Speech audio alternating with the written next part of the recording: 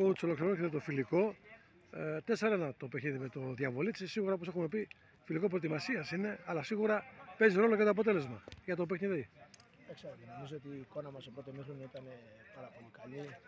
Στα 45 λεπτά κάναμε μάλλον στο 100% ό,τι ζητάμε να κάνουν τα παιδιά. Πήγαμε καλά, αλλάξαμε κάποια παιδιά, αλλάξαμε κάποιες θέσεις, να δούμε πού βρισκόμαστε, να παίρνουν και χρόνο όλα τα παιδιά, γιατί είναι το τελευταίο φιλικό για να ξεκινήσει το Σαββατοκύριακο το πρωτάθλημα. Οπότε θέλαμε να έχουμε όλα τα παιδιά σε ετοιμότητα και στο 100% στο πλάνο που θέλουμε να περάσουμε.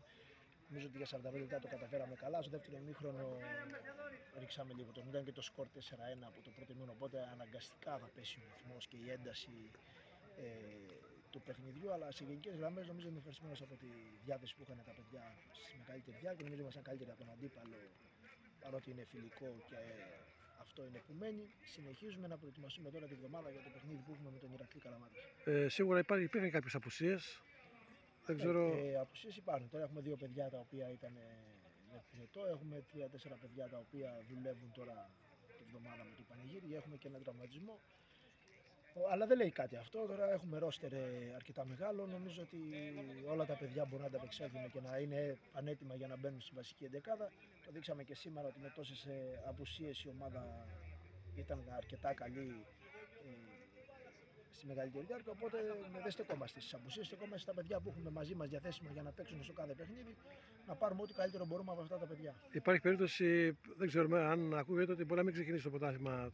Υπάρχει κάποια σκέψη για κάποιο φιλικό, αν σε περίπτωση συμβεί κάτι? Αυτό περιμένουμε. Κοιτάξτε, εμείς έχουμε προετοιμαστεί για να ξεκινήσει το πρωτάθλημα. Έχουμε ξεκινήσει πολύ νωρίς προετοιμασία. Οπότε θα μας φέρει λίγο πίσω, γιατί θέλουμε να παίξουμε, να ξεκινήσει, να αρχίζουμε να παίζουμε, να είμαστε στο πρωτάθλημα. Αν θα βρεθεί, σίγουρα θα βρεθεί φιλικό. Δεν μπορεί να μείνει η ομάδα χωρίς παιχνίδι. Ναι. Και να φτάνουμε και ένα και δύο φιλικά θα βρεθούν, όχι μόνο ένα. Με το ρόστερ? Το ρόστερ το έχω ξαναπεί. Όσο οι μεταγραφές είναι ανοιχτές, στο πίσω μέρος του μυαλού μας υπάρχει σκέψη, αλλά δεν είναι αυτός ο σκοπός να πάρουμε εμείς έναν παίχτη ή δύο. Η ομάδα η δική μας βασίζεται στον κορμό που έχει, στους παίχτες που έχει πάρει μέχρι στιγμής και που κράτησε από πέρυσι. Θα βασιστούμε σε αυτό που έχουμε φτιάξει μέχρι τώρα. Δεν θα πάρουμε κάτι για να πάρουμε. Δηλαδή και σήμερα ήρθε ο Κλέιβι, ο Ντίσα, δηλαδή έχουμε και δύο τραυματίες μακροχρόνιους στον Αράπη με τον Γκατσιβαρδία, τα οποία τα παιδιά και αυτά τα περιμένουμε. Οπότε μιλάμε για ένα ρόστερ 25 ατόμων οι οποίοι είναι πανέτοιμοι να μπορούν να μπαίνουν στην εντεκάδα. Οπότε δεν είναι στο μυαλό μας το να πάρουμε μια μεταγραφή. Αν βρούμε κάτι το οποίο είναι εξαιρετικό, θα το πάρουμε. Δεν το βρούμε, θα συνεχίσουμε με τα παιδιά που έχουμε. Coach, πιστεύεις ότι αν γίνονται τα παιχνίδια τα δικά σας τέτοιες ώρες είναι καλύτερα για τον Πάμισο? Γιατί ακούγεται ότι γίνονται και παιχνίδια τέτοιες ώρες. Καλύτερα. Τι είναι το καλύτερο? Το καλύτερο είναι το ότι. Ανταποκρίνεται η ομάδα. Το θέμα ότι η ομάδα έχει προπονηθεί και τέτοιες ώρες και μεσημέρι και απόγευμα, δηλαδή όλες τις ώρες είναι έτοιμη να παίξει σε όλες τις συνθήκες τις αγωνιστικές. Αλλά είναι καλύτερα ως προς την άποψη του κόσμου, το ότι μπορεί να έχουμε περισσότερη προσέλευση από κόσμο. Γιατί εμείς δουλεύουμε όλη τη βδομάδα για να ευχαριστηθεί ο κόσμος, όχι μόνο για εμάς. Για να είναι ο κόσμος στο γήπεδο και να βλέπει την ομάδα και να χαίρεται για αυτό που βλέπει. Coach, ολοκληρώθηκε ο κύκλος προετοιμασίας και τα φιλικά μάτς. Το ερχόμενο Σαββατοκύριακο κατά πάσα πιθανότητα θα ξεκινήσει το πρωτάθλημα. Είναι σε ικανοποιητικό αγωνιστικό επίπεδο η ομάδα, γιατί έχετε ξεκινήσει την προετοιμασία της 7 Αυγούστου, αρκετά παιχνίδια προετοιμασίας και ήταν και το δυνατό τεστ με το Ζάκυνθο. Πολλά καινούργια πρόσωπα. Πιστεύω ότι έχει γίνει μια πολύ καλή προετοιμασία και βλέπουμε ένα καλό αγωνιστικό πρόσωπο. Φυσικά εσείς οι πιο αρμόδιος να μας πείτε σε ποιο επίπεδο να πάμε. Κοιτάξτε, αυτή τη στιγμή ξεκινήσαμε νωρίτερα γιατί είχαμε το κύπελλο Ελλάδος. Η ομάδα η δική μας, επειδή έχει πολλά νέα παιδιά, ηλικιακά εννοώ, όχι μεταγραφές, ηλικιακά, είναι παιδιά τα οποία κάθε μέρα ρουφάνε σαν σουγκάρι και κάτι. Δίνουμε και κάτι παραπάνω να παίρνουν όλα αυτά τα παιδιά για να μπορέσουμε να μπαίνουν σε ρυθμούς πρωταθλητισμού. Γιατί η ομάδα η δική μας, ξέρετε ότι δεν είναι χάσαμε και δεν πειράζει ή δεν πήραμε τα ποτέ. Δεν υπάρχει το δεν πειράζει. Θα πρέπει να έχουν στο μυαλό τους, εκτός από το να τα προετοιμάσουμε αγωνιστικά, να τα προετοιμάσουμε και ψυχολογικά και πνευματικά για όλο αυτό το που θέλουμε να φτιάξουμε. Οπότε θεωρώ ότι είμαστε στο μεγάλο μέρος μας έτοιμοι, αλλά έχουμε ακόμα περιθώρια